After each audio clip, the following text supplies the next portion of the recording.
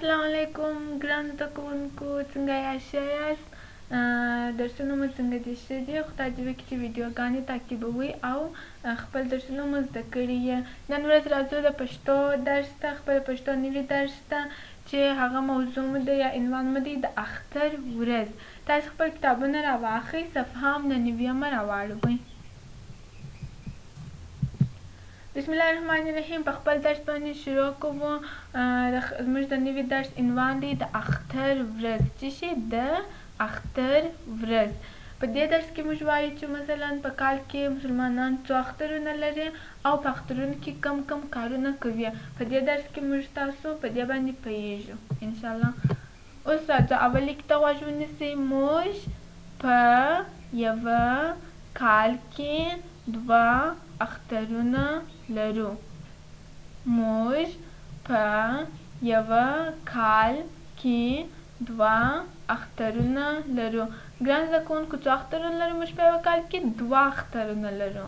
بیا یې درته وایم، موږ په یوه کال کې 2 اخترونه لرو چې یو یې کوچنی او بل یې لوی اختر دی. چې یو یې کوچنی او بل یې لوی اختر دی. موږ په یوه کال کې 2 اخترونه لرو چې یو یې کوچنی او بل یې لوی اختر دی. د اختر په ورځو کې نجونې او واړه هلکان لاسونه سره کوي. د اختر په ورځو کې نجونې او واړه هلکان لاسونه سره کوي.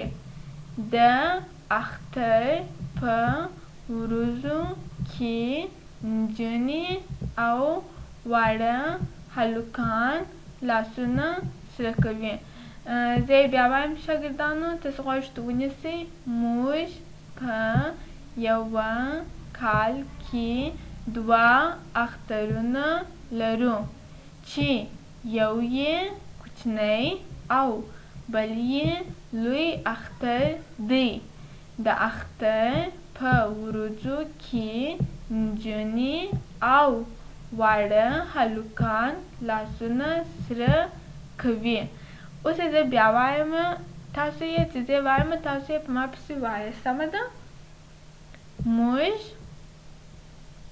په یوه کال کې 2 اخترونه لرو چې یو یې کوچنی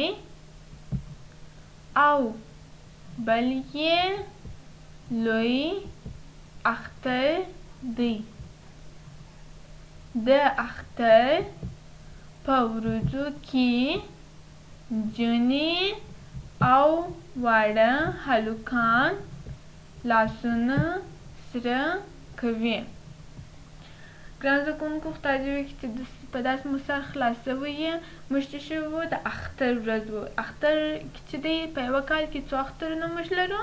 2 اخترونه لرو چې یو یې کوچنی اختر دی او بل یې لوی اختر دی. اول کوم اختر دی؟ کوچنی اختر دی چې دغسې تر مخه روژه یې لکه اوس چې روژه ده د هغه وروسته چې دی اختر دی چې دا اول کوچنی اختر دی لکه اوس چې را روان دی انشاءالله. او بل هم لوی اختر دی. لوی اختر بیا چې دی د کوچني اختر څخه وروسته یو څونه وخت وروسته چې دی لوی اختر دی. او د اختر په ورځ کې نجونې او واړه هلکان، دلته واړه د چی په معنا لري؟ واړه معنا کوچني هلکان. نجونې خو پوهیږي او واړه چې دی کوچني هلکان ته ویل کېږي. واړه معنا کوچنی. خدای دې وکړي چې درس باندې مو سر خلاصوي. دلته په دا عکس کې وګورئ چې کوچني هلکان او نجونې چې ټوله خوشحالي کوي په اختر کې او چې بازۍ کوي. ټوله بیخي ډېر اختر ته خوشحاله وي چې دا مسلمانان چې دی په کال کې یوازې 2 خوشحالۍ لري چې هغه خوشحالي هم یو کوچنی اختر دی او بل لوی اختر دی چې دا دواړه اخترونه کې ټوله ډېر خوشحاله او خوشحالي کوي. خپل د دغه ورځې د دغه لیکې درس چې دی دا پاته برخه دا به انشاءالله سبا ووایو، په بل ویډیو کې به ووایو انشاءالله. او اوس هم راځو خپل د کورنۍ دندې برخې ته. خپل کورنۍ دندې ته راځو. اول کورنۍ دنده مو دا ده چې موږ په یوه کال کې 2 اخترونه لرو. موږ په یوه کال کې 2 اخترونه لرو.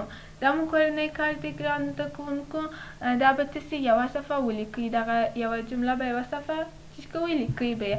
راځئ خپل دوهمې کارخانه کې د په دوهمې کورنۍ دنده کې وایي لاندې کلمې په خپلو کتابچو کې بشپړې کړئ. لاندې کلمې درکول شوي چې تاسو په خپل کتابچو کې بشپړې کړئ وبې لیکئ. اول چیشتی الف او خ ده. مثلا د الف او خ سره چې شی یو ځای شوي چې تی ورې یو ځای کې چې څنګه جوړیږي اختر. اختر دا چیشتی کلمې ته درکول شوي تاسو به بشپړې کړئ. بیا الف او خ چې تی او هګي دا کوم سره یو ځای شوی ده څنګه ویل کېږي اخته. اختر اخته. دا دوې خو ما در وښولې، هغه نورې درې چې دي دا ټول به تاسې واخلئ په کتابچه کې به یې ولیکئ 15 سره. بیا به یې څه کوئ که بشپړې کلمې به ځینې جوړې کړئ او څو څپلا به یې تکرار کړئ چې زده به مو سي. انشاءالله خدای دې وکړي چې په درس مو سر خلاصوي ګرانو زده کوونکو. د نن ورځې درس مو د غونډو و. د خدای په امان ښه وخت ولرئ.